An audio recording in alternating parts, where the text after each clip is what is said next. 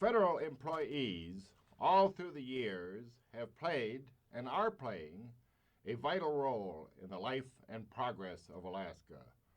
From one end of the territory to the other, and in various departments and agencies, they are carrying on duties which are essential not only to the welfare and security of Alaska, but to our country as a whole. The conditions of employment of federal employees, therefore, are matters of great concern to all of us.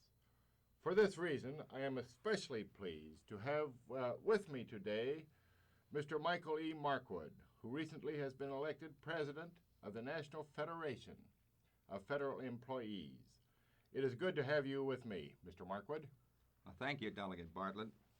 I appreciate the opportunity of discussing with you some of the pressing problems confronting the federal employees and the federal service in Alaska. Before getting into our discussion, Mr. Markwood, I think I should point out to our listeners one or two facts about you and the National Federation of Federal Employees. In the first place, we of Alaska are especially pleased that you bring to your leadership of the NFFE intimate knowledge of conditions in Alaska. I know that you have been a responsible official of both the Fish and Wildlife Service, Department of the Interior, and of the Department of Defense, and that you have been in Alaska and have seen at firsthand many of the situations with which we are confronted. Yes, that is true, Delegate Bartlett. I have been in Alaska, and I have met many of the fine people personally. I want to add that having been in Alaska, I am one of those who is enthusiastic about this great territory and its future. I wish all Americans could see for themselves what they have in Alaska, and also how much they owe to federal employees who are now and have been furthering its progress along so many lines and in contributing to the strength of the nation in so many ways. I am glad to hear you say that, Mr. Markwood, and I know that your background of knowledge will be of great value in your position as president of the NFFE. I want to add here that I have had long and warm associations with your organization. I have a great deal of respect for the NFFE because, through the years, I have found that its position is always a public-spirited one. The NFFE goes down the line in protecting the rights and in seeking to build a better future for federal employees. But it never loses sight of the fact that the paramount interest is the national good. I can say to you in all truth that the NFFE stands high in the esteem of the most responsible officials of our government, both in the executive department and on Capitol Hill, and that this has been true ever since the founding of your organization. The splendid reputation of the NFFE is its most important asset, and I know that you and your newly elected colleague, Secretary-Treasurer Henry G. Nolda, will carry on in this fine tradition and move forward with vigor and with vision. Thank you, Delegate Bartlett. We in the NFFE do take pride in our organization and in its constructive approach to all problems confronting the federal service and its employees. You know, for many years, the NFFE has led in the fight to extend and strengthen the merit system. Therefore, we have viewed with great satisfaction the recent action of the Civil Service and Commission in bringing some 10,000 federal civilian positions in Alaska into the competitive civil service. This recent move was a part of an action which covered some 35,000 positions around the world. Yes, Mr. Markwood, that was a progressive step, and certainly the NFFE is to be congratulated upon its continuing campaign to strengthen the merit system. Following the Commission's recent action, an 11th Regional Civil Service Commission branch office has been set up in Anchorage. Boards of civil service examiners have been created in Juneau, at Ladd Air Force Base in Fairbanks, and in Anchorage. This is a step in the right direction. It cannot be emphasized too strongly, however, that laws and regulations in behalf of the merit system alone are not sufficient. We have learned by long experience that the merit system must be backed by an enlightened public opinion and by administrative desire. The effort to maintain and strengthen the merit system must be a continuing one, and while we welcome the recent action which affects so many employees in Alaska, we shall have to be constantly alert to prevent retrogressive actions. That is certainly true, Mr. Markwood, and it might be said that eternal vigilance is the price of the merit system. Mr. Markwood, you and I have been discussing recently at my office in Washington a number of other matters which are of great interest to federal employees in this area. For example, there is the matter of compensation, certainly a primary consideration. Yes, that is true, Delegate Bartlett, and it is especially true in Alaska where living costs, because of special conditions of which all of our listeners are only too well aware, are so much higher than they are in the States.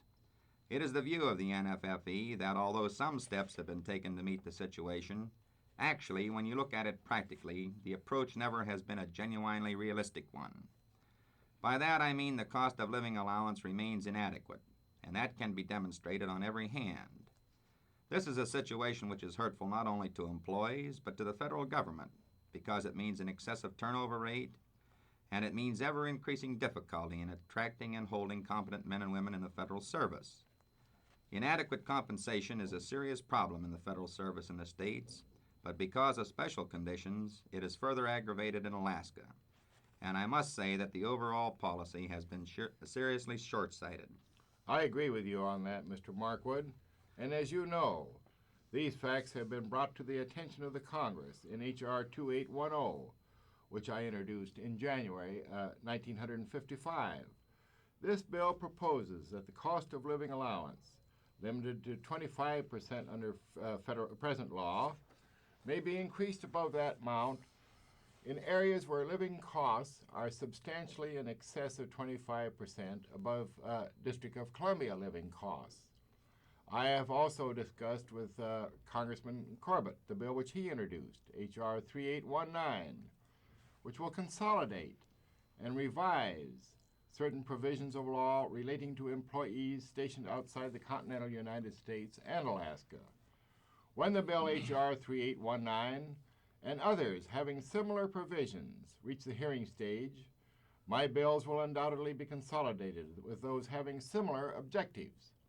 In addition, there is presently being circulated to all departments and agencies having employees outside the continental United States an overall bill, which is known as the Overseas Allowance Act of 1956. Some time will elapse before the views of departments and agencies are received, but just as soon as possible, I will arrange to discuss this proposed legislation with you to determine whether or not it will provide what we believe to be equitable treatment for employees outside the continental United States. There are a number of other legislative proposals now before the Congress which are of prime importance to federal employees in Alaska as elsewhere. I know, Delegate Bartlett, that you have taken a great interest in these proposals, which deal with various aspects of federal employment. In this connection, I have in mind especially such matters as retirement, protection of employees' salaries and classification downgrading actions, health and medical insurance, and longevity increases for wage board employees, of which there are many throughout the territory. Yes, Mr. Markwood, you have touched upon a number of measures there which I know are of keen interest and importance to federal employees, and which I feel are all on the constructive side. For example, I feel with you that there are many splendid features in S. 2875, Senator Johnston's bill, which provide for comprehensive revision of the Retirement Act and its liberalization in many respects. I was interested to learn that the official publication of the NFFE, the Federal Employee, is carrying in its February issue a complete analysis of this bill as made by the Senate Post Office and Civil Service Committee. Yes, that is true, Delegate Bartlett. We feel that S. 2875 represents a forward-looking approach to many aspects of retirement. H.R. 3255, the bill to protect salaries of employees in downgrading actions, passed the House of Representatives at the last session. Your constructive interest in this necessary piece of legislation has been very helpful, Delegate Bartlett. We are hopeful that we can secure favorable action in the Senate early in the present session. The National Federation of Federal Employees is to be congratulated, Mr. Markwood, and you personally, upon your sponsorship of the proposal to provide longevity increases for wage board employees. There is no valid reason whatsoever why wage board employees should be denied such increases which are a part of the salary structure for classified employees. Two bills already have been introduced on this subject in the present session. you may be sure that I will do everything possible to assist in securing favorable action on this proposal. It is thoroughly sound and long overdue. I am very glad to hear you say that, Delegate Bartlett. We do feel that wage board employees have been discriminated against in this particular matter, and we are convinced that remedial action along the lines which we are suggesting should be taken promptly in the interest of good personnel administration. It is only right and proper that the proposal to provide health and medical insurance for federal employees should be high on our agenda at this session. This is the kind of thing which the federal government should have enacted many years ago, and indeed would have done so if it had exercised the kind of progressive leadership in this field which is so strongly indicated. I am optimistic about the chances of favorable action at this session. In your opening remarks, Delegate Bartlett, you spoke of the constructive activity of the NFFE both in Washington and in Alaska. I think you will be interested to know that our organization has been making excellent progress in Alaska and that our membership is growing steadily throughout the territory. I am glad to know that, because my experience certainly has proved that an organization such as yours can be an immense power for useful service. How many locals does the NFFE now have in Alaska, Mr. Markwood? The NFFE now has 11 locals in Alaska, Delegate Bartlett, and we are hopeful of increasing that number, and also we have had excellent reports of membership gains by the presently existing locals. As a matter of fact, the NFFE, which was organized back in 1917, has had locals in Alaska virtually since the inception of our organization, and our officers and members have been among the most loyal, progressive, and forward-looking members of our organization. My contacts with your officers and members in Alaska certainly bear out that statement, Mr. Markwood. By the way, who are the presidents of your NFFE locals in Alaska at the present time?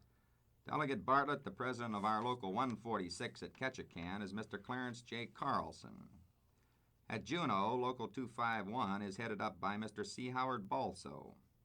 At Anchorage, we have 3 locals. The president of Local 344 there is Mr. Alvin S. Porter. Mr. Fred R. Harris is president of Local 1019, and Mr. A. J. Manro is president of Local 1227, also at Anchorage. At Fairbanks, Local 899 is headed by Mr. Tom E. Washburn, while up at Kodiak, the president of NFFE Local 985 is Miss Grace Pecor. At Sitka, the president of Local 1009 is Mr. Henry G. Smith. Local 1077 at Adak in the Aleutians is headed by Mr. Earl L. Richmond. At Barrow, Local 1111 is headed by Miss Roxy Ekawana, and the president of Local 1155 at Wrangell is Mr. U. J. Crawford. So you can see, Delegate Bartlett, that the NFFE is extremely well represented in Alaska in every way. That certainly is true, Mr. Markwood, and you and all NFFE members can take real pride in your organization, both in Alaska and in the States. And I may add again, at your national headquarters here in Washington. It has been a pleasure to have had you with me today, and I feel sure that as a result of our consultations now and in the future, much good will come for federal employees and the federal service in Alaska. Thank you, Delegate Bartlett. It has been a privilege and a pleasure to have had the opportunity of discussing these problems with you in this way. We will be seeing you on Capitol Hill many times in the coming weeks and months.